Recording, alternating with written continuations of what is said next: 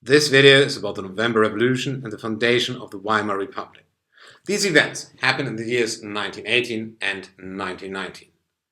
There were many people involved, but two should be mentioned here: the Social Democrats Friedrich Ebert and Philipp Scheidemann. Germany was an empire, and the influence of parliament and political parties was not great. Germany was under pressure in the First World War, and critical was that the supply situation in Germany was not good. Before we come to the events, you need to have an overview of the major factions during the November Revolution. There were the SPD, the Social Democrats, the major democratic parliamentarian force which made peace with the system because Germany was at war. The USPD, the socialist faction left of the SPD, and the Spartacist League, later the Communist Party of Germany, which was left of the USPD. Furthermore, there were the civil servants and the military.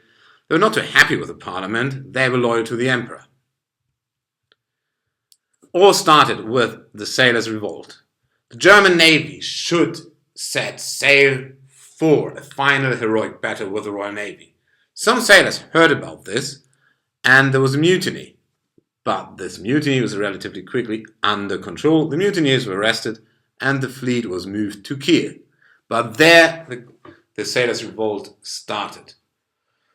The sailors demanded the release of their comrades. They took control of Kiel and demanded peace and bread.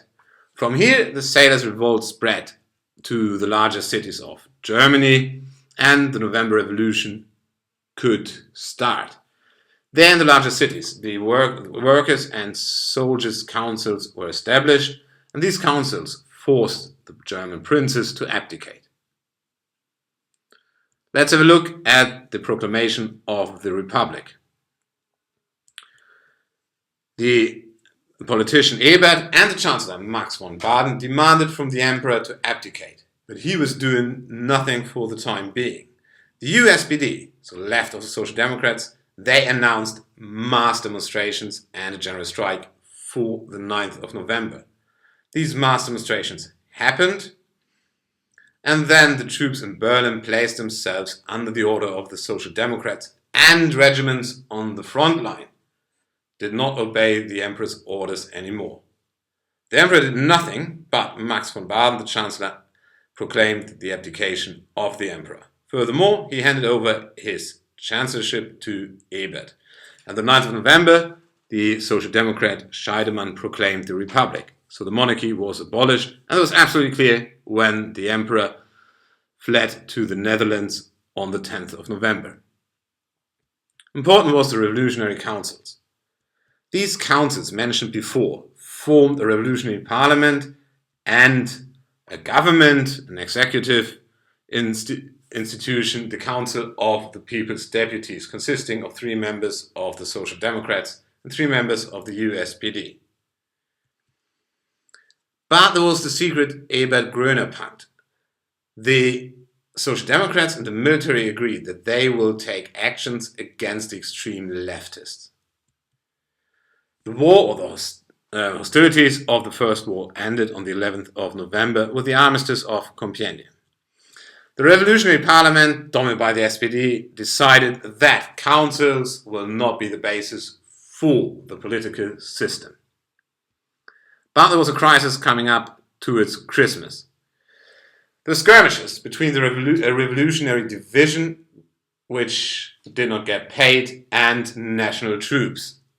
Furthermore, the national troops were abandoned, dissolved, and they then formed Free Corps. The USPD resigned from government because they protested against what they called Ebert's Bloody Christmas. Then the Communist Party of Germany was founded. The leaders were Rosa Luxemburg and Karl Liebknecht. They staged the Spartacist Uprising, which was crushed by Free Corps. A bit later, Luxemburg and Liebknecht were arrested and then killed.